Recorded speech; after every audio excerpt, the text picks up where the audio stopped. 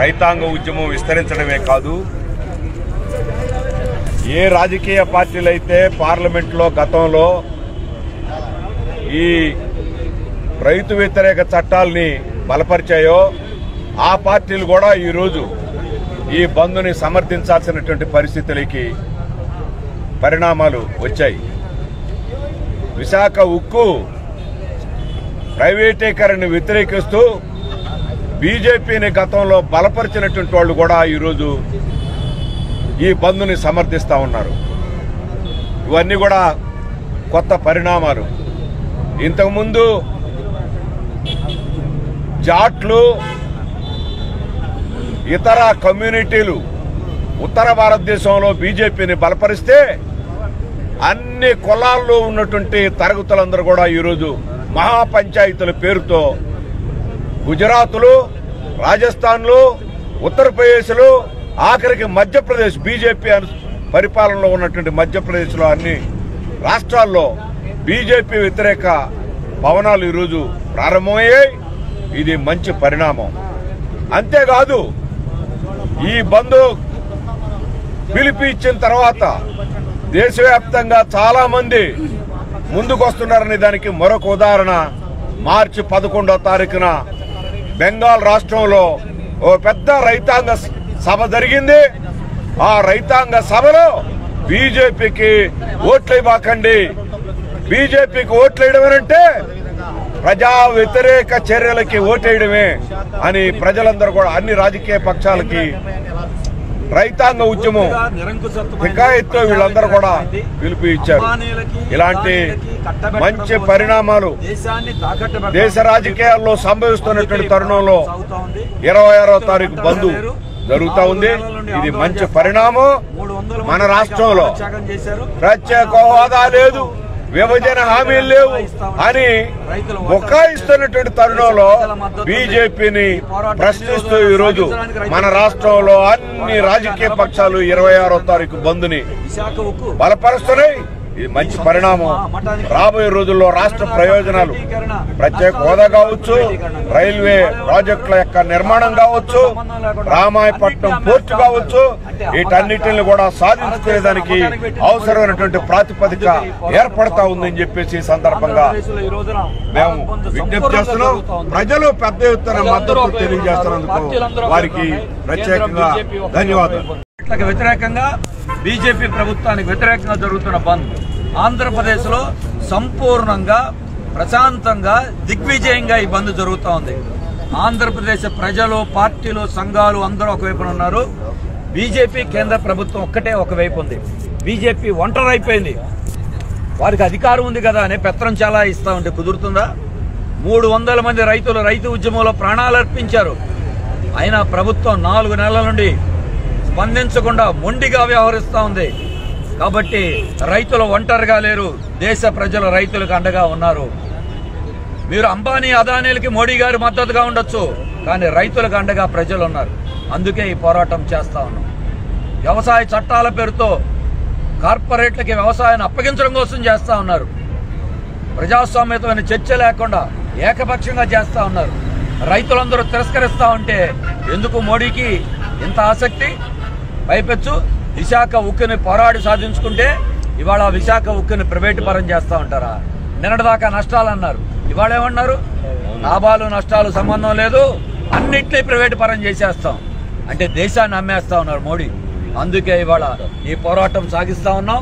అంటే ప్రభుత్వ రంగాన్ని తెగనమ్మటానికే మోడీ గారు అధికారంలోకి వచ్చారా? మీరు తెగనమ్ముతా ఉంటే రక్షించడానికి దేశ జనం ఉన్నారు, ఆంధ్రప్రదేశ్ ప్రజలు ఉన్నారు. ఆంధ్రప్రదేశ్లో ఇవాళ అధికార వైఎస్ఆర్, ప్రతిపక్షం టీడీపీనా, వామపక్షాలు ఎప్పుడు ముందున్నాయి. సంఘాలు, పార్టీలను తేడా లేకుండా అందరం ఒక ఐక్య ఉద్యమం చేస్తా ఉన్నాం.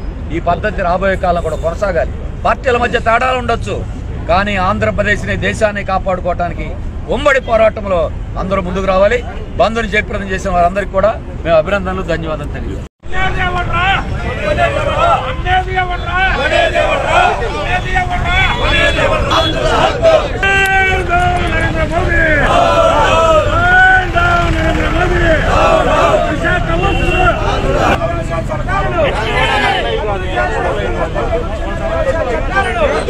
Visakhapatnam విశాఖ ఉక్కు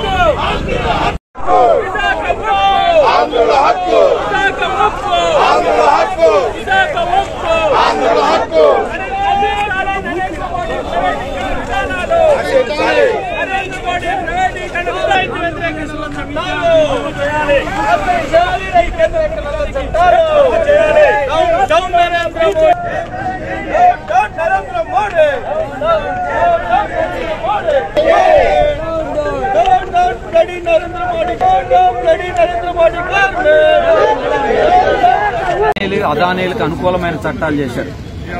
4 నెలల నుంచి రైతులు పోరాడుతూ ఉన్నారు. 300 మంది నేల కొరిగారు.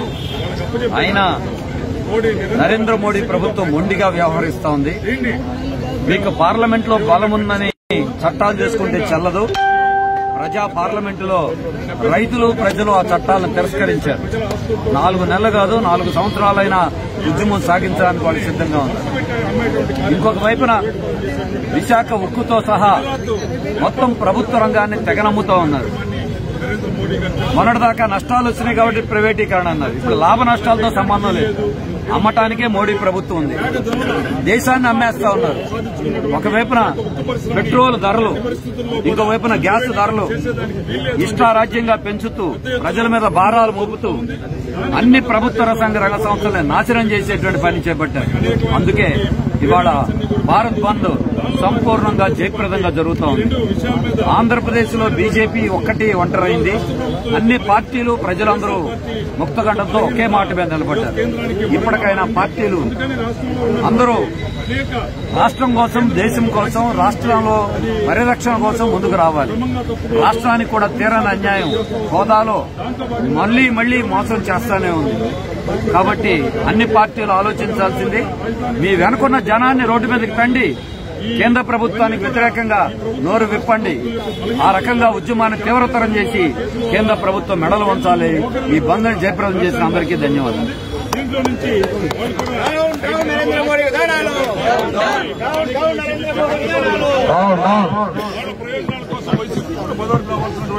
అవసరం ఉంది. దాన్ని గుర్తించి రాకపోతే ప్రజలు క్షమించాలనేటువంటి విషయాన్ని కూడా వాళ్ళు గుర్తుంచుకోవాలని చెప్పారు. ఆలస్యంగానైనా ఈ 3 నల్ల వ్యవసాయ చట్టాల వలన రైతాంగానికి జరగబోయేటటువంటి నష్టం, అట్లాగే విశాఖపట్నం స్టీల్ ప్లాంట్ తో సహా ప్రభుత్వ రంగ సంస్థలన్నీ 100% అమ్మివేయాలనేటటువంటి దుష్ట తలంపు యొక్క వెనకమాలున్నటువంటి కుటిల నీతిని అర్థం చేసుకుని ఈరోజు బంద్కు మద్దతు ఇచ్చారు. రాబోయే కాలంలో కూడా ఈ పోరాటంలో వారు కొనసాగుతూ బంద్ కాదు, ఈ 3 నల్ల వ్యవసాయ చట్టాలను రద్దు చేసి అట్లాగే రైతాంగానికి స్వామినాథన్ కమిషన్ సూచించినట్టుగా సమగ్ర పంటల ఉత్పత్తి వ్యయానికి 50% C2+50 ఇచ్చే వరకు చట్టబద్దత కల్పించే వరకు, అట్లాగే విశాఖపట్నం స్టీల్ ప్లాంట్ ని అమ్మేటటువంటి ఆలోచన విరమించే వరకు, ఎల్ఐసి అట్లాగే అనేక ప్రభుత్వ రంగ సంస్థలని అమ్మివేయాలనేటటువంటి ఆలోచనను విరమించే వరకు ఈ పోరాటాన్ని కొనసాగించాలి. అన్ని రాజకీయ పార్టీలు కూడా మన రాష్ట్రంలో కూడా ఈ అయుద్ధానికి సహకరించాలని చెప్పి తప్పనిసరిగా మోడీ ప్రభుత్వం యొక్క దుష్ట ఆలోచనలు వెనక్కి కొట్టవలసిన అవసరం ఈనాడు ఎంతైనా ఉంది. ప్రజాస్వామ్యాన్ని పరిరక్షించుకోవడానికి, అట్లాగే ఎన్నో త్యాగాలు చేసి సంపాదించుకున్నటువంటి స్వాతంత్ర ఫలితాలు సామాన్య ప్రజానీకానికి, రైతాంగానికి, కార్మిక లోకానికి అందాలంటే ఈ మోడీ ప్రభుత్వానికి గద్దె దింపాల్సిన అవసరం ఎంతైనా ఉంది అని చెప్పి అభిప్రాయపడతా ఉన్నాం. ఈ బంద్లో సహకరిస్తా ఉన్న 50 మందికి కూడా మీడియా వారితో సహా హృదయపూర్వకమైనటువంటి ధన్యవాదాలు వ్యక్తం చేస్తా ఉన్నాను. ఇప్పటికీ ఢిల్లీలో రైతాంగ ఉద్యమం ప్రారంభమై 4 మాసాలు గడిచింది. ఢిల్లీలో కాదు, మొత్తం 22 రాష్ట్రాల్లో 22,000 కేంద్రాల్లో రైతాంగం పోరాడుతున్నారు. ఈ రోజున రైతాంగం ఒంటరిగా పోరాడటం లేదు. కార్మిక సంఘాలు, విద్యార్థి సంఘాలు, మహిళా సంఘాలు, వృత్తి సంఘాలు, సమస్త ప్రజానీకం రైతాంగం వెంట వస్తూ ఉన్నాయి. అంతేకాదు ఈ రోజున 15 రాష్ట్ర ప్రభుత్వాలు, అంటే దేశంలో ఉన్న మెజారిటీ రాష్ట్ర ప్రభుత్వాలు ఈ బంద్కు మద్దతు ఇస్తూ ఉన్నాయి. రైతాంగ కోరికలకు మద్దతు ఇస్తూ ఉన్నాయి.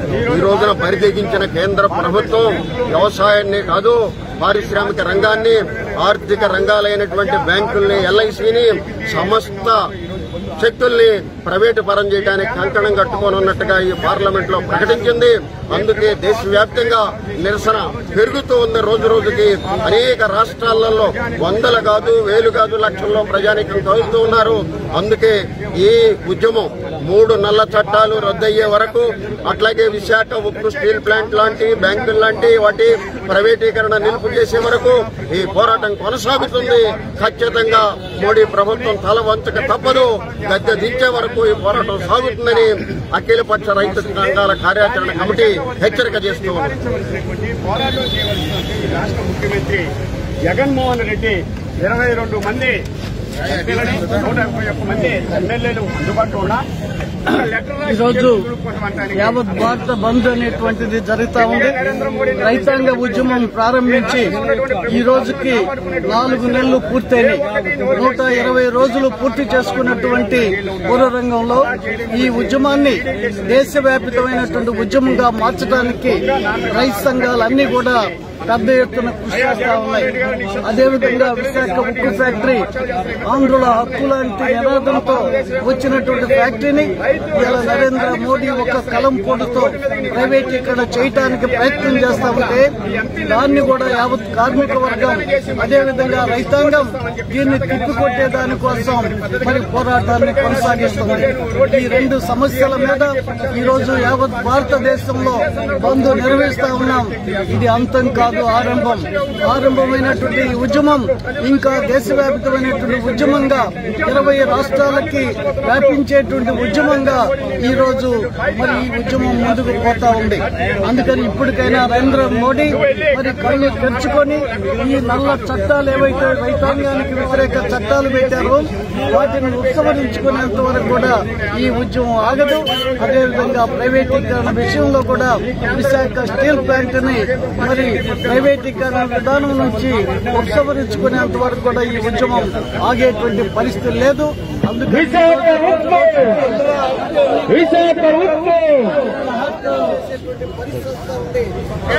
3 నెలల్లో 3 బంద్లు ఈరోజు ఆంధ్ర రాష్ట్రం చూస్తుంది.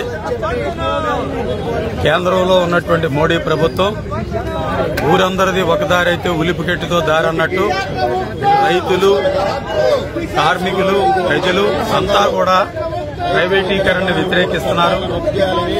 వ్యవసాయ నల్ల చట్టాలను వ్యతిరేకిస్తున్నారు. విశాఖ ఉక్కు ఫ్యాక్టరీ ప్రైవేటీకరణని కూడా వ్యతిరేకిస్తున్నారు. మరి వీటన్నిటిని కాదని చెప్పి ఈ రోజు మోడీ నేను అంబానీకి అనుకూలం, అదానీకి అనుకూలం, విదేశాల్లో ఉన్నటువంటి పోస్కో కంపెనీకి అనుకూలం అని అంటే 135 కోట్ల మంది ఈ రోజు ఈ బంద్ ద్వారా చెప్తుంది. నువ్వు దానికి అనుకూలం అయితే మేము ఖచ్చితంగా దానికి వ్యతిరేకం అని చెప్పి మోడీకి వ్యతిరేకంగా ఈ రోజు ఏంటంటే పెద్ద ఎత్తున నిరసన కార్యక్రమాలని చేపట్టారు. ఇప్పటికైనా మోడీ ప్రభుత్వం కళ్ళు తెరవాలి. ఏదైతే ఈ రోజు ప్రజల యొక్క ఆస్తి ఒక్కసారి అమ్మిన తర్వాత కార్పొరేట్లు తిరిగిచ్చే సమస్య లేదు. అందుకే ఈ రోజు వ్యాపారస్తుల్ని ప్రోత్సహించడమే నా పని అంటున్నాడు మోడీ గారు. కానీ ఒకసారి వ్యాపారస్తుల్ని ప్రోత్సహించిన తర్వాత కార్పొరేట్ల నుంచి వెనక్కి తీసుకునే అవకాశం లేదు. విశేషం ఆంధ్రదేశంలో ఈ రోజు అన్ని రాజకీయ పార్టీలు ఒక్క బీజేపీ మినహా మిగిలినటువంటి పార్టీలు అధికార వైసీపీ గాని, ప్రతిపక్ష టీడీపీ గాని, వామపక్షాలు గాని, కాంగ్రెస్ పార్టీ గాని ఇవన్నీ కూడా ఈ రోజు ఈ బంద్ లో సంపూర్ణంగా పాల్గొనడం అనేటటువంటి ఆహ్వానించదగిన పరిణామం. ఆంధ్రదేశం యొక్క హక్కుల గురించి కూడా ఇదే ఐక్యత కొనసాగడం ద్వారా ఖచ్చితంగా మోడీని మెడలు వంచగలం అనేటటువంటిది మేము సిఐటియు గాను ట్రేడ్ యూనియన్లు గాను విశ్వసిస్తున్నాం. విశాఖ స్టీల్ ప్లాంట్ ప్రైవేటీకరణ నుంచి పోయే వరకు, అట్లాగే బ్యాంకులు, ఎల్ఐసి లాంటి సంస్థల ప్రైవేటీకరణ రద్దు చేయాలి. రైతు వ్యతిరేక నల్ల చట్టాలు 44 కార్మిక చట్టాన్ని 4 కోడ్లుగా మార్చి ఈ దేశంలో ఉన్నటువంటి యావత్తు కార్మిక వర్గాన్ని పోరాటాల ద్వారా సాధించుకున్నటువంటి హక్కులన్నింటినీ హరిస్తున్నటువంటి నేపథ్యంలో ఈ బంద్కు పిలిపివ్వడం జరిగింది. అదేవిధంగా దేశ సంపదను సృష్టిస్తున్నటువంటి కార్మిక వర్గం పైన, దేశానికి వెన్నుముకైనటువంటి రైతులపైన, 2 ప్రధానమైనటువంటి రంగాలపైన, వర్గాలపైన నరేంద్ర మోడీ కక్షగట్టుకుని ఈ యొక్క విధానాలు అమలు పరుస్తుంటే రైతులు, కార్మికులు భుజం కలిపి ఈ రోజు పెద్ద ఎత్తున పోరాటం చేస్తా ఉన్నారు. ఈ పోరాటం ద్వారా నరేంద్ర మోడీ విధానాలు మార్చుకోకపోతే భవిష్యత్తులో జరిగే పరిణామాలకు కూడా తీవ్రమైనటువంటి పరిణామాలు ప్రభుత్వం ఎదుర్కోవాల్సి వస్తుందని చెప్పాము. ఎందుకంటే ఈరోజు కార్మికులు ప్రధానమైనటువంటి పోరాటాల ద్వారానే 44 చట్టాలు సాధించుకుంటే 4 కోళ్లుగా మార్చి సమ్మె హక్కు గాని, వేతనాలు పొందేటటువంటి హక్కు గాని, ఈఎస్ఐ పిఎఫ్ సౌకర్యాలు గాని, పరిశ్రమల్లో మెరుగైనటువంటి సౌకర్యాలు గాని, వసతులు గాని ఏమీ లేకుండా కేవలం యాజమాన్యాలపైన ఆధారపడి మాత్రమే జీవించాలి. యాజమాన్యాలకు వ్యతిరేకంగా ఉండకూడదు. 12 గంటలు పని చేస్తే 12 గంటలు చేయాలి. పని పరిస్థితులు బాగలేకపోయినా పని అక్కడ చేయాలి తప్ప యజమాన్యాన్ని వ్యతిరేకిస్తే నువ్వు ఇంటికి పోతావు అనేటటువంటి పద్ధతుల్లో ఈ చట్టాలు తీసుకొచ్చారు. అందువల్ల ఈ చట్టాలకు వ్యతిరేకంగా రైతులతో కలిసి కార్మిక వర్గం రైతులు భుజం కలిపి భారత్ బంద్ నిర్వహిస్తున్నాయని చెప్పి ఈ సందర్భంగా తెలియజేస్తున్నాం. నరేంద్ర మోడీ పతనం కార్మిక వర్గం రైతాంగం పోరాటాల ద్వారా తప్పదని హెచ్చరిక చేస్తా ఉన్నాం.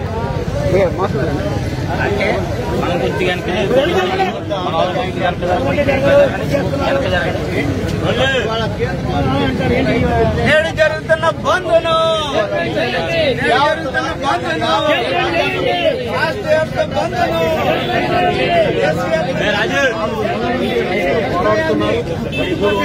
పైగా నేల కొరిగారు. అయినా మోడీ ప్రభుత్వం వ్యతిరేకంగా